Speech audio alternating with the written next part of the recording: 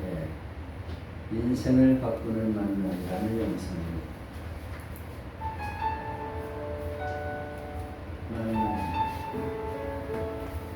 인생을 바꾸는 만남.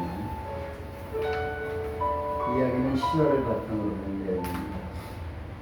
마이클 워라는 젊은이가 있습니다. 18세 미소년이죠. 결선가정 출신으로 아버지는 자살을 했고 어머니는 마약 중독자.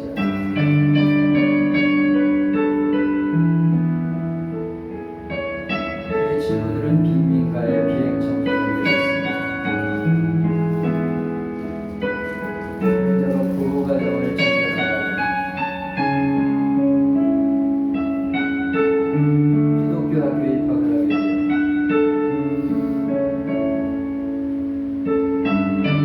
그러나 공부를 해본 적이 없는 마이클은 그 생활에 적응하지 못했습니다. 부부가정에서 쫓겨나게 됐지. 하루하루 그 은근히 벗어나가고 있어요.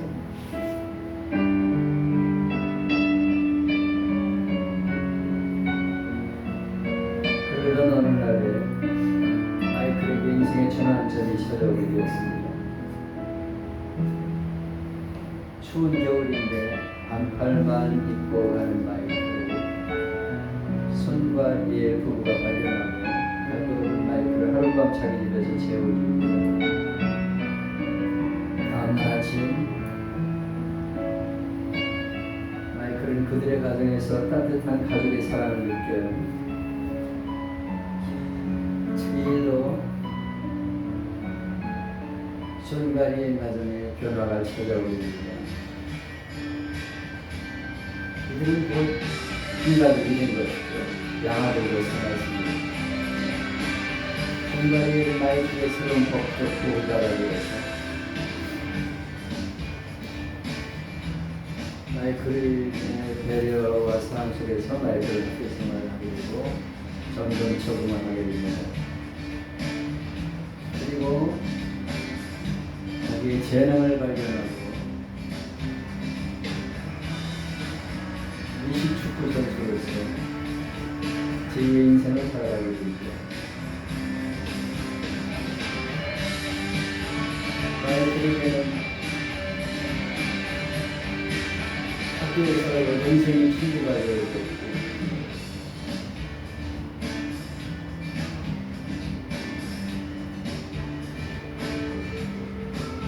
인생은 든든한 트레이너가 되어서 형을 기회시켜줍니다. 마이클이 열심히 운동할 수 있도록 도와준 거죠.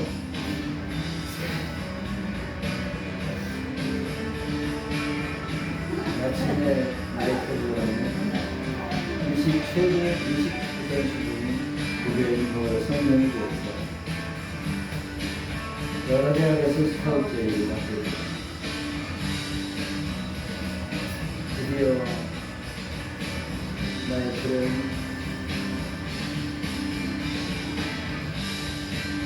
윈게이트 스피션 스쿨을 졸업하면서 그 스카우트하게 된 여러 대학 중에 자신이 원하는 메이저 대학 미식축구팀에 소속이 되어서 그 미식축구리그에 뛰게 됩니다. 현재 마이클 선수는 작년 시즌 10년 투고 4명 중 1명 선정이고 금년 투어 2차가 기대되는 선수로 뽑히고 있습니다.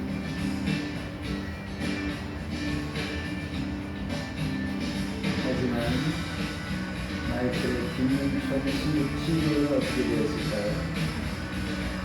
부부가정을 전전하다가 주식폭력과의 싸움에서 사회를 알고 말았습니다.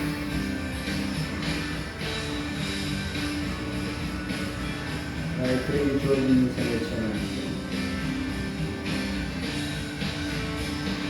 것은 선과 의인 부부를 만나면서 되는 것입니다. 사람은 이제는 인생의 사람을 만남, 행복한 만남을 소망합니다. 그러나 무엇보다도 중요한 만남은 우리 영혼을 천국으로 인도할 만남입니다. 아멘.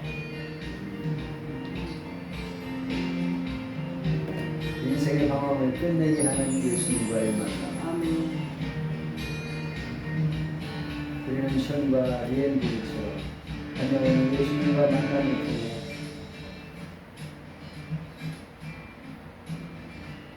인생의 방황을 끝내고 새로운 삶, 변화된 삶을 서로 구하고야 합니다. 아멘.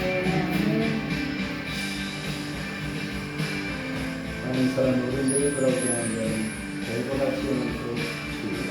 아멘. 그렇죠?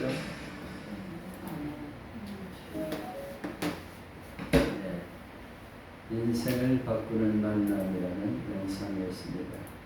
마이클 오 이야기. 완전히 폐인처럼 버림받은 그런 아이였는데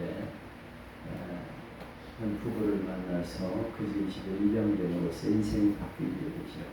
미식 축구로서 선수로서 이름을 날리게 되는 그런 사람이 됐습니다. 친구들은 조직폭력배와의 싸움에서 살해를 당하고 비참한 생활을 하지만 그런 새로운 생활을 하게 되었어요. 누구를 만나느냐가 중요하죠. 아멘. 인생에 있어서 만남이 소중합니다. 그래서 좋은 사람을 만나게 되면 행복한 생애를 살아가게 되는데 가장 중요한 만남은 예수님과의 만남입니다. 아멘. 그래서 우리가 그 사람을 만나서 그 예수님을 만나도록 도와줘야 한다. 제 인생의 전환점을 갖도록 도와줘야 한다. 그런 내용입니다. 사실 이 마이크로가 잘한 게 있어가지고 그렇게 새로운 만남을 갖게 된 건 아니었어요. 그건 오직 은혜였습니다. 아멘. 한 부부의 사랑으로 그가 이렇게 새로운 인생을 살게 된 것이죠. 우리가 사람을 대할 때 어떤 조건을 가지고 사람을 대할 때가 많죠.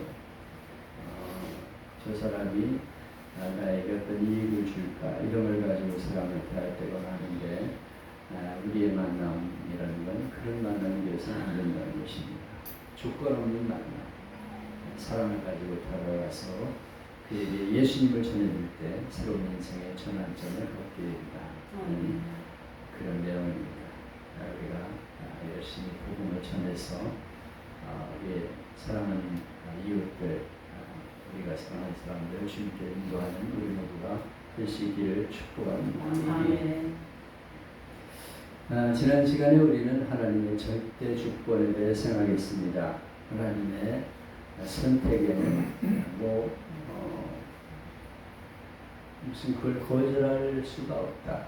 그건 하나님의 절대 주권이기 때문에 우리가 거기에 대해서 이렇게 저렇게 말할 수가 없는 것이다. 하나님의 절대 주권에 의해서 선택을 받고 구원을 받게 된다 하는 내용을 지난주에 생각을 했어요. 사도 바울의 고민은 어째서 이스라엘 백성이 예수를 안 믿나? 그게 고민이었어요. 그리고 하나님의 택한 백성들이 저렇게 죄를 짓다가 하나님 앞에 가면 심판을 당하게 되고 벌을 당하게 될 텐데 저걸 어떻게 하면 좋을까? 이게 사도 바울의 고민이었어요. 그래서 하나님 말씀을 통해 깨닫게 된 것은 하나님의 선택은 혈통이 아니구나. 하나님의 무조건적인 선택에 의해서 하나님 백성이 되는 것이지 부모가 이스라엘 백성이기 때문에 자녀들이 그대로 이어받는 그런 혈통적인 구원이 아니다 하는 것을 깨닫게 되었습니다. 그래서 하나님 아브라함의 가정에 이삭과 야곱이 있었는데 하나님이 왜 야곱을 택했냐?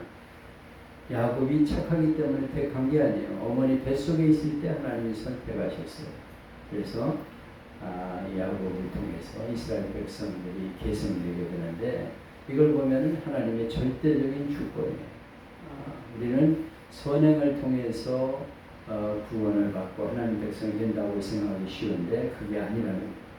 하나님 절대적인 주권에 의해서 선택받아서 하나님 백성이 된 것이다. 이것을 강조하고 있습니다. 선택은 하나님의 주권입니다. 그래서 사도 바울은 9장부터 석 장에 걸쳐서 바울의 구원론을 펼치고 있는 것이죠. 구원은 믿음으로 말미암습니다.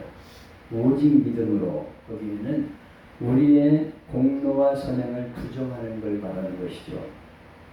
오직 하나님의 은혜로 구원받는다. 여기는 우리의 선행이 들어가 있지 않아요. 오직 하나님의 은혜로 믿음으로 구원이다 하는 것을 말씀하고 있습니다. 하나님 우리에게 요구하는 것은 오직 믿음뿐이에요.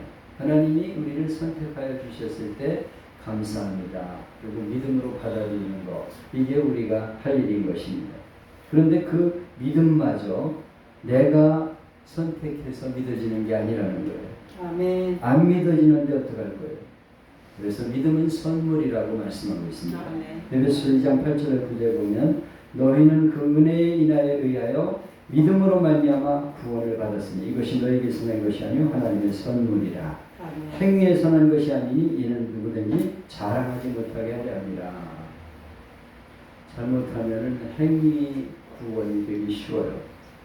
그래서 강단에서 잘못 설교를 하게 되면 야 나는 이거 도저히 구원 못 받겠구나 이런 신앙이 되어버리고 맙니다. 그래서 처음에는 믿음으로 구원됐다가 신앙생활을 오래 하면서 자꾸 말씀을 듣다 보면 나중에는 야 행해야 되는구나. 행함 없는 믿음은 가짜구나. 근데 나는 행함이 없으니까 나는 구원에 자신이 없다. 이렇게 되어버려요. 그래서 나중에 구원 받았습니까? 구원 받을 수 있습니까? 그러면 잘 모르겠는데요. 이렇게 되어버리고 말죠. 그래서 죽어가면서도 구원의 확신이 없어요. 내가 천국 갈지 지옥 갈지 가봐야 합니다. 이런 신앙이 되어버리고 말아요. 이렇게 되면 안 되는 것입니다. 이게 구원론은 분명해야 돼요. 오직 믿음으로 구원, 하나님의 은혜로 구원받는다. 근데 그 믿음마저도 하나님의 은혜다. 하나님의 선물이다 하는 것을 우리가 확실히 믿고 그렇게 선포해야 될 것입니다. 그게 복음이에요. 복음이 아니고 행함으로 구원이다 이렇게 말하면요. 그거는 복음이 아니에요. 내가 노력해서 따는 거지. 내가 노력해서 갖는 건데 무슨 복음입니까? 당연히 내가 노력한 만큼 얻는 건데 그렇게 우리가 메시지를 전하면 안 되는 거예요. 근데 잘못하면 복음적인 메시지가 되지 못하는 그런 설교를 할 수가 있다는 것을 꼭 기억해야 되겠습니다. 우리가 할 수 있는 말은 오직 은혜로 내가 구원받았다. 이렇게 말할 수밖에 없는 것입니다. 내가 한 일은 아무것도 없어요. 한 일이 있다면 어떻게든 안 믿으려고 발버둥을 치고 보둥거렸습니다. 하나님으로 도망을 다녔어요. 근데 이제 생각해 보니까 다 하나님의 은혜였어요. 하나님이 이렇게 저렇게 이끄셔서 교회에 나오게 되고 이 수명을 믿게 된 것입니다. 그러나 안 그렇습니까? 우리가 가만히 생각해 보면 다 하나님의 은혜였어요. 우리는 자꾸 믿는다고 하면서도 빗나가고 늘 하나님 속을 새기는 자녀로 살았는데 하나님이 이렇게 인도하셔서 오늘 있게 된 것입니다. 예정의 문제점은 만인 듣고설인데요. 하나님은 은혜로운 하나님이고 사랑의 하나님인데 어떻게 지옥을 만들 수가 있느냐. 지옥이 있다면 그건 잠시 머물다가가는 대합실에 불과하다. 유치장 정도일 것이다. 이렇게 생각해요. 그래서 언젠가는 다 구원받는다. 이게 만인 듣고설입니다. 네, 자꾸 그러죠? 네. 그러나 그건 아니에요. 만일 듣고설이 맞는다면 십자가에 예수님이 돌아가신 건 의미가 없게 되는 것입니다. 구원은 오직 하나님의 은혜다. 불가항력적인 은혜다. 이것을 우리가 기억해야 됩니다. 다시 한번 본문에서 설명합니다. 그런즉 원하는 자로 말미암도 아니요 다른 박지라는 자로 말미암도 아니다. 내가 원한다고 되는 게 아니에요. 내가 원한다고 구원받는 것도 아니고 다른 박지라고 노력한다고 구원받는 것도 아니에요. 가만히 보면은 원하는 건 있는데 행함이 없어요. 교회 나가야죠. 이렇게 말은 하는데 안 나와. 그래서 가겠다 그러면서 어떤 분은 10년이 되었는데도 교회를 안 나오고 있어요. 그래서 이렇게 말합니다. 내가 이상하게 교회만 나가면 문제가 생긴다니까요. 그냥 이 핑계 저 핑계 하면서 못 나오는 거예요. 원함은 있는데 행함이 없어. 내 마음대로 되는 게 아니에요. 하나님의 은혜로 교회 나와서 예수 믿고 구원받게 되는 것입니다. 원한다고 되는 게 아니라 하는 것을 말씀하고 있습니다. 그리고 또 다른 박지라 해도 한다고 되는 것도 아니다. 내가 노력한다고 구원을 얻는 것도 아니에요. 사람들은 구원을 위해서 노력해야 한다고 생각합니다. 어떤 사람은 선행을 통해서 계단을 올라가듯 하나님 앞에 한 걸음 한 걸음 나가려고 생각을 해요. 그리고 별의 방법을 다 씁니다. 그러나 그렇게 한다고 되는 게 아니에요. 성호건티는 말합니다. 노력하고 수고해도 그것은 결국 무상이었다. 내가 여기저기 노력하는데 다 쫓아다녀봤는데 그게 다 무상이고 헛된 것이었다고 말하고 있어요. 정말 인간의 노력은 아무 쓸모없는 거예요. 그래서 원하는 자로 말미암지도 않고 다른 박질하여 한다고 되는 것도 아니다. 이렇게 바울은 말하고 있습니다. 여러분, 내가 원한다고 구원받는 것도 아니고요. 다른 박질하고 노력한다고 구원받도 아니라는 것을 분명히 기억하시기를 바랍니다. 어떻게 그러면 구원받게 되는가? 16절에 보면 오직 긍휼히 여기시는 하나님으로 말미암으리라. 긍휼히 여기시는 하나님 때문에 구원받게 된다는 거예요. 긍휼히 여긴다는 말은 불쌍히 여기신다는 거예요. 아이고, 저거 또 넘어지는구나, 또 쓰러지는구나. 하나님이 불쌍히 여기셔서 우리를 긍휼히 여기시는 마음 때문에 구원받게 된다고 말씀하고 있습니다. 비유로 말하면 물에 빠져서 떠내려가는 사람이 있는데 빠져나가려고 막 허우적거리다가 자기 머리카락을 막 잡아당기면서 어떻게 살아보려고 끌어당기면서 노력을 해요. 그런다고 나와집니까? 누가 잡아서 끌어내야 되는 것이죠. 물에 떠나려가는 사람끼리 붙잡고 잡아당기면서 끌어주려고 한다고 되는 거예요? 아무리 노력을 해도 되지를 않아요. 내가 노력해서 되는 것도 아니고 같은 죄인이 노력해서 되는 것도 아니고 하나님의 은혜로 그를 구원해 주시는 것입니다. 인간 노력은 소용이 없어요. 노력하고 결심해도 소용이 없어요. 오직 하나님의 은혜가 아니면 절대로 구원받지 못한다는 것이 오늘 본문의 내용입니다. 아멘. 여러분 이 시간 이 자리에 와 있는 것도 하나님의 은혜입니다. 아멘. 내 마음대로 못하는 거예요. 아멘. 알고 보면 한 시간 한 시간이 은혜입니다. 오직 긍휼 속에 내가 살고 있다는 걸 알아야 돼요. 아멘. 일생을 후회하지 못하면서도 고치지를 못하고 원하고 다짐을 해도 이루지를 못해요. 하나님 은혜를 주셔야만 되는 거예요. 하나님의 긍휼이 있을 뿐입니다. 그래서 신학적으로 루터는 이렇게 말합니다. 오직 믿음으로란 오직 긍휼로, 오직 긍휼로란 오직 은혜로를 말하는 것이다. 여러분, 하나님이 긍휼히 여기시는 것밖에는 방법이 없다는 거예요. 아멘. 오직 믿음으로, 오직 긍휼로, 오직 은혜로. 이것이 마틴 루터가 말하고 있는 하나님의 은혜입니다. 긍휼입니다. 여러분, 하나님이 불쌍히 여기셔야 돼요. 아멘. 생각해 보십시오. 하나님께서 우리를 불쌍히 여기는데 우리에게 무슨 자격이 있습니까? 자격이 있어서 불쌍히 여기는 게 아니에요. 어린이 하나가 태어났습니다. 이 조그만 핏덩이가 뭘 조건이 있고 자격이 있어서 사랑해 주겠어요? 어머니가 사랑하고 가족이 사랑합니다. 이유가 있습니까? 걔가 뭘 인사를 할 줄 압니까? 알아보기를 합니까? 그냥 사랑하는 거예요. 긍휼히 여기는 마음이 있기 때문이에요. 하나님이 우리를 사랑하신 게 바로 그와 같다는 거예요. 내가 뭘 잘하고 내가 무슨 노력을 해가지고 원하고 바라고 노력을 해서 된 게 아니라는 것입니다. 오직 하나님의 은혜로 구원받는 것을 우리가 기록해야 합니다. 구원받는 사람은 좀 나쁘게 살아도 고통당하든가 병들까 그러면 기도합니다. 그리고 하나님께 돌아와요. 어려움이 당하면. 매를 맞으면 하나님께 돌아오는 것이 구원받은 사람의 특징입니다. 그러나 구원받지 못한 사람 매를 맞으면 더 악해져. 병들면 더 악해져. 이렇게 나를 병들게 할 수 있나 이러면서 대릅니다. 여러분 어려운 일 당할 때 겸손해지고 온유해지고 은혜에 대해 감사가 생기면 그는 구원받은 사람이야. 하나님의 긍휼의 은혜를 받아서 그런 마음도 생기는 거예요. 이상하게 좋은 일만 생기면 꼭 못된 길로 나가는 사람이 있습니다.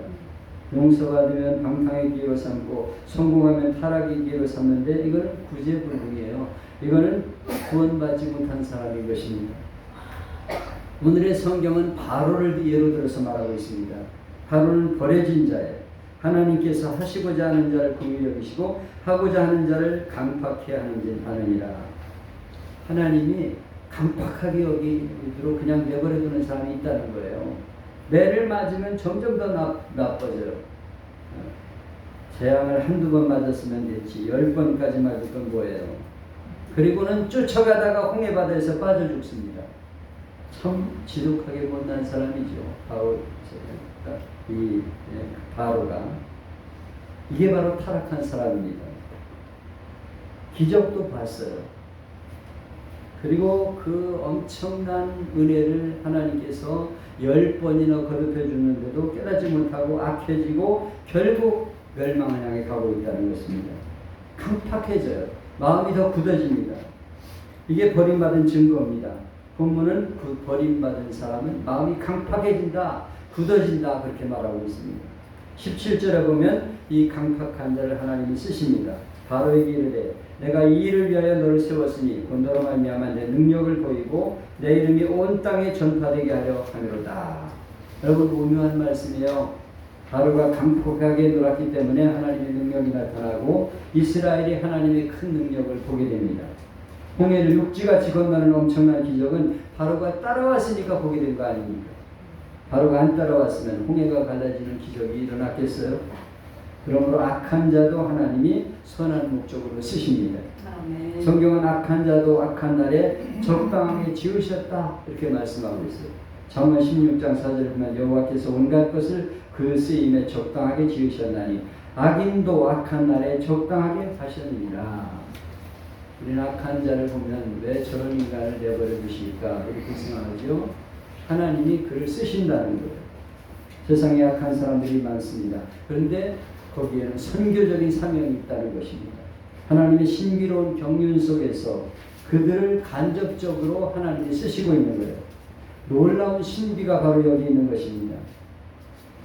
그러니까 우리가 때때로 악한 자에 대해서 구원받지 못한 사람에 대해서 원망하고 불평할 필요가 없어요. 다 하나님의 손에 의해서 우리가 쓰임받고 있기 때문입니다. 세상이 악하다고 너무 비관하지 마세요. 이런저런 인간을 왜 그대로 두냐고 원망하지 마십시오. 그들도 하나님이 쓰시는 사람이라는 거예요. 아멘. 하나님이 그들을 통해서 세상을 이끌어 가심을 알아야 합니다. 아멘.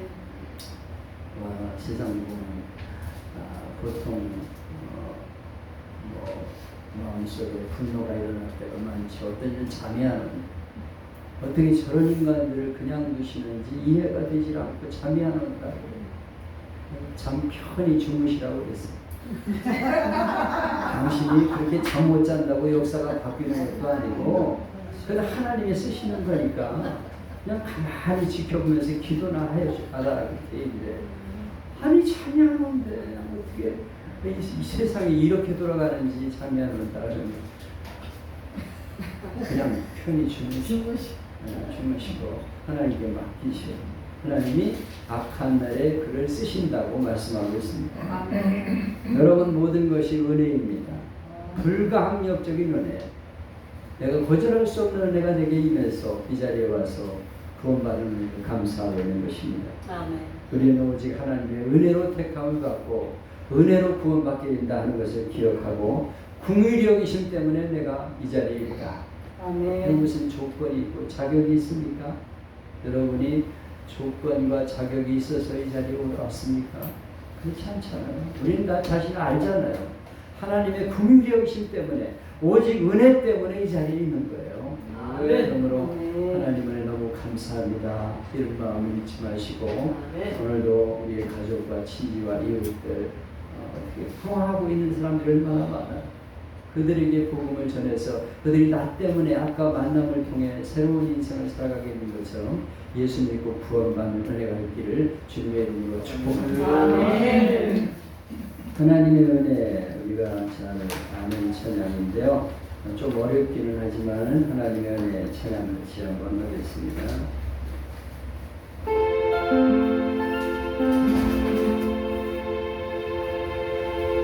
나를 지으시니가 하나님 나를 부르시니가 하나님 나를 보내시던 하나님 나의 나 된 것은 다 하나님 나의 달려갈 길 가도록 나의 마지막 걷다하도록 나로 그 십자가 함께 하시기에 나의 나 된 것은 다 하나님 은혜라 한량없는 은혜 갚을 길 없는 은혜 내 삶을 외워 사는 하나님의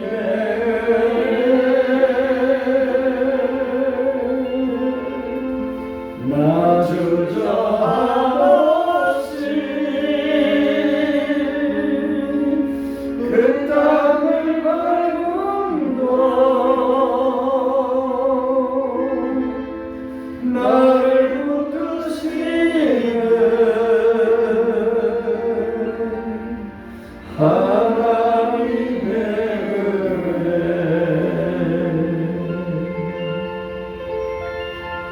나를 붙드시는